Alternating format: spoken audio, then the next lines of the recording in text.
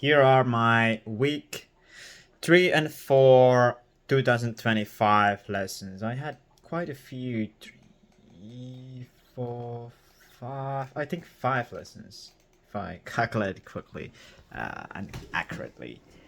Mm, yeah, the first one is like just do the work and avoid doing else. Often it's like you avoid doing the stuff that you're supposed to do, but instead you can avoid the stuff that you're not supposed to do and do the work. And so I realized that sometimes, and also quite often, I think that I have to think about the work. I have to plan the work before I can do it. And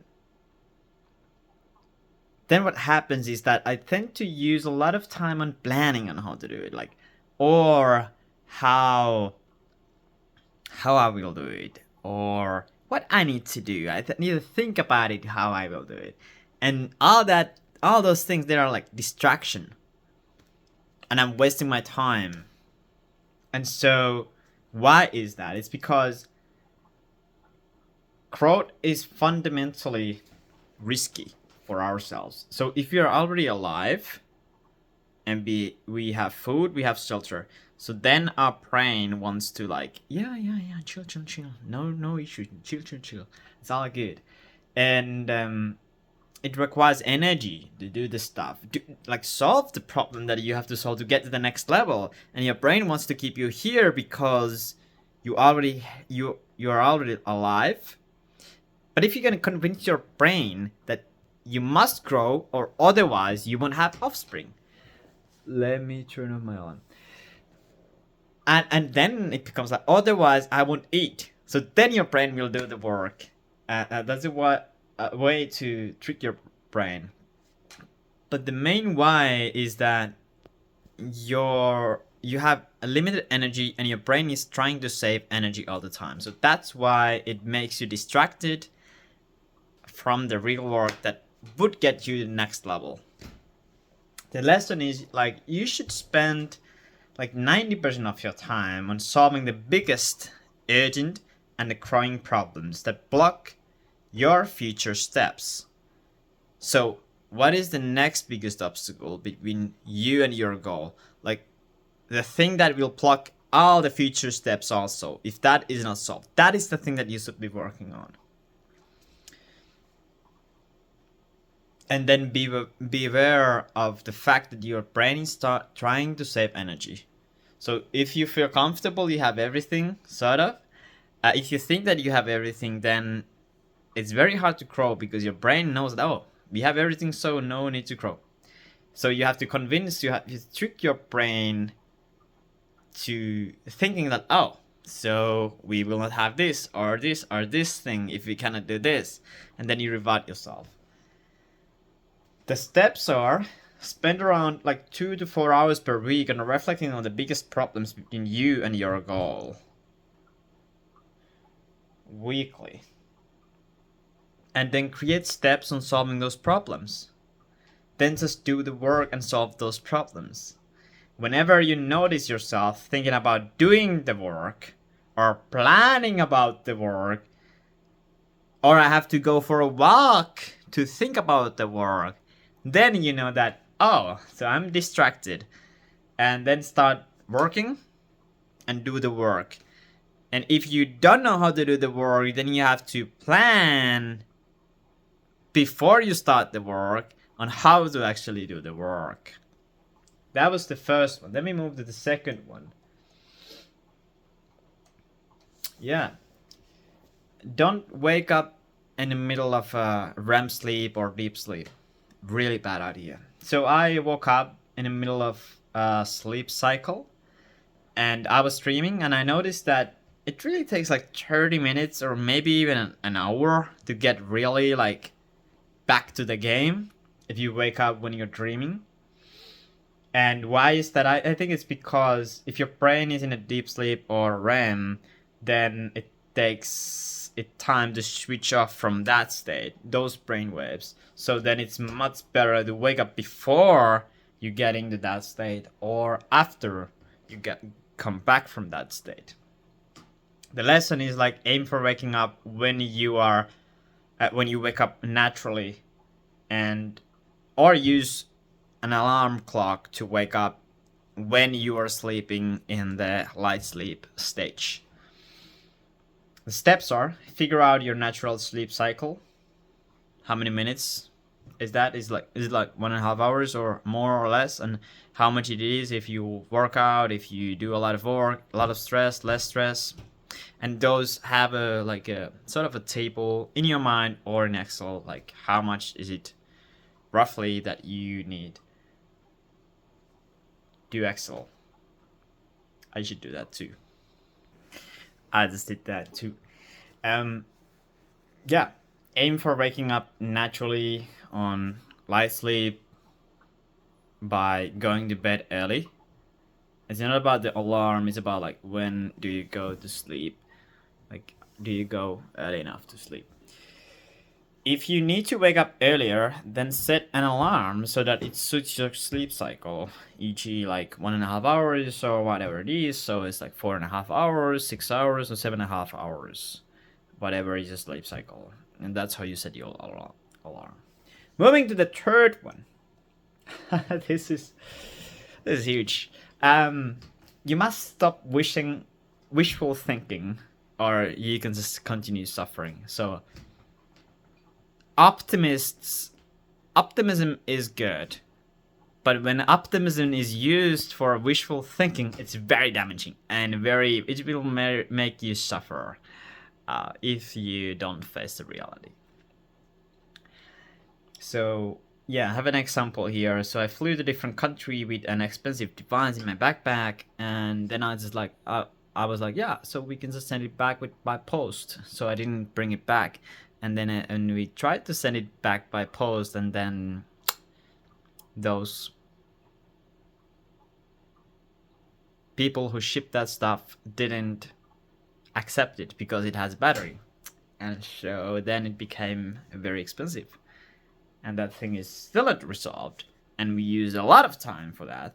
Instead of like figuring that thing out before making that decision, which was made out of visual thinking. So very bad. Then, why? So that happened because I participated in wishful thinking, and it was a huge mistake.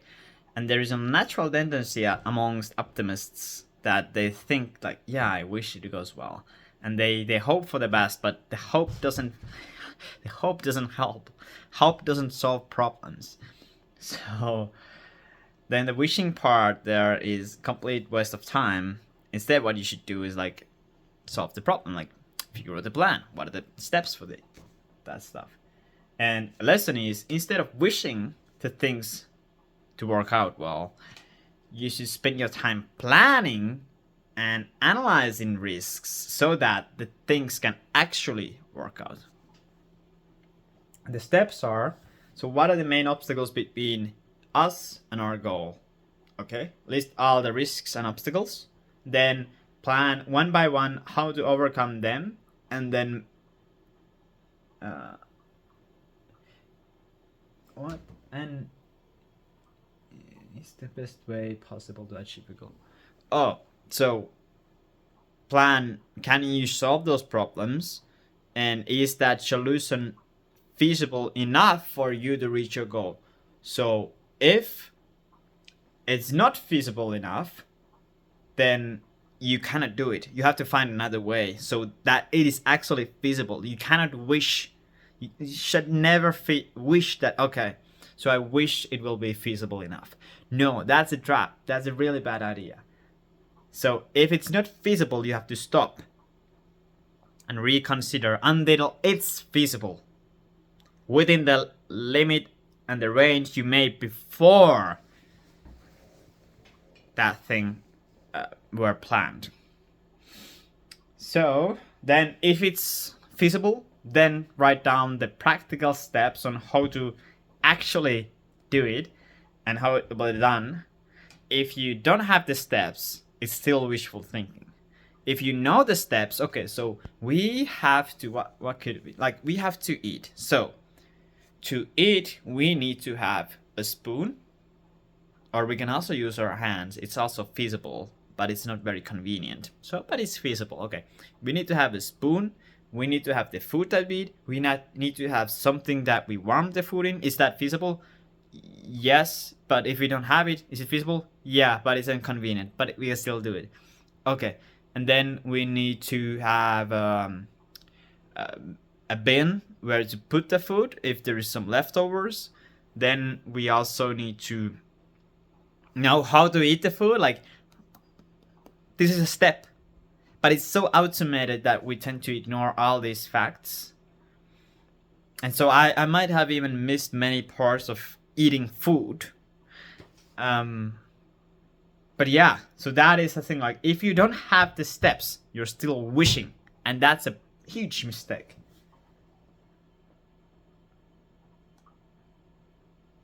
Then, moving to the next one. Whew. If your users are not using the product, it's huge red flag. If your users are not using the product, it's a huge red flag. Say it again because it's very important. So in our last business, we just built a product after interviewing like 25 niche potential users out of excitement. So our product was built out of excitement, not from practical research and tests with the users, and not, we didn't even have users before we built the product, which was like bad, really bad idea. And so then we asked for feedback and we built a product, and then we had the product, we asked feedback, etc. We did a lot of marketing to the people there, and it worked. But after asking the feedback, we realized that we missed so many points, and it was very hard, very, very hard to achieve product market fit with that particular product. And so we already branded everything, and then we had a product that will need almost everything has to be changed so we can achieve product market fit. And so we complicated the process, and it was horrible, if I'm very honest. And why is that? It's because we just thought that our business is good. We thought that our idea was good. We participated in that. Just the thing that I just said, like wishful thinking. Like, you think, like, yeah, it will be good. But no, it wasn't good. So we thought that users will love the product because in our mental model, we also love the product. What ended up happening, actually, we didn't like the product ourselves. And that's even bigger mistakes than not having any users. So if you would not use your product, bro, why do you think that someone else will use it? Because they don't even have the emotional bond to that. Got it. And we also didn't check the value equation, like how much value do we bring, and many things. So lessons is like, if you cannot find someone who will use your product, and if you don't want to use your product yourself, then you are not doing the right thing, and you should reconsider your stuff as soon as possible. And if the users are complaining about something, it's very likely that if they're saying like, yeah, I would like to have this, it's very likely that they really need that to use the product. And if you think yourself like, it would be nice to have that, yeah, it would be nice, then I would use it more. So can you make it? If not, then you should reconsider and not the product.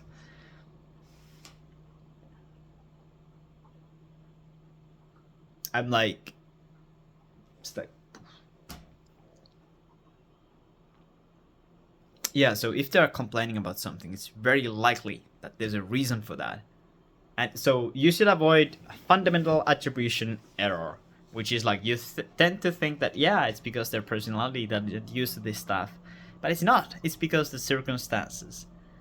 Like imagine you can put yourself and imagine yourself in that situation. Like, okay, so yeah, these circumstances make it so that I wouldn't use the product. Okay, so why do you think someone else would use the product? They won't. And the steps are: find a clear problem that you're solving. Focus on the simplest yet the most value-giving solution. Test daily or weekly with your first user or users and listen carefully what they say and take it seriously. Address the fundamental attribution error right there. So if they say that, yeah, it's too heavy, it's very like that, it's too heavy, then then you find someone to use the product and logically address why they use it and how, like, why they value it and why they don't use it as much as they could. So what are the reasons that they use it and why they don't use it as much as they could? So then you try to find others who want to use the product and you improve the product along the way. I think, yes, we have our last lesson is, when it's hard and you keep going, that's where the winning happens. I realized that why I'm getting ahead is like step by step. It's because I'm consistent. I'm persistent. I'm doing the stuff that is making me grow, even though it makes me uncomfortable. It's painful sometimes, and then my tolerance gets better. Why is that? When you do hard stuff, it will only get easier because you get more used to that hard stuff. And then when you push yourself and you go beyond your comfort zone, you become more skilled to handle that stuff, whatever it is, if you don't go over your edge. The lesson is always go extra mile and stretch yourself every single day as much as you can handle in the long run, and do that stuff sustainably. And when you do the hard stuff and you know that, okay, now I'm going the extra mile, then you know, okay, you can remind yourself, like, this is the moment where most people gave up, and this is the stuff that I have to do to get ahead. Steps are: go extra mile on everything you do. Focus on stretching your pain tolerance, improving your skills, improving your stress tolerance, and at the speed and sustainability of your growth. So it's better to grow day by day 1% than once a month 100%. It's much better to grow every single day a little bit, and then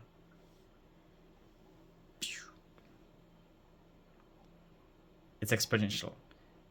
And then focus on the work that you have to do that makes you sick to your stomach, and do that work because no one else will do it. You do it because it's hard. You do it because no one else will do it.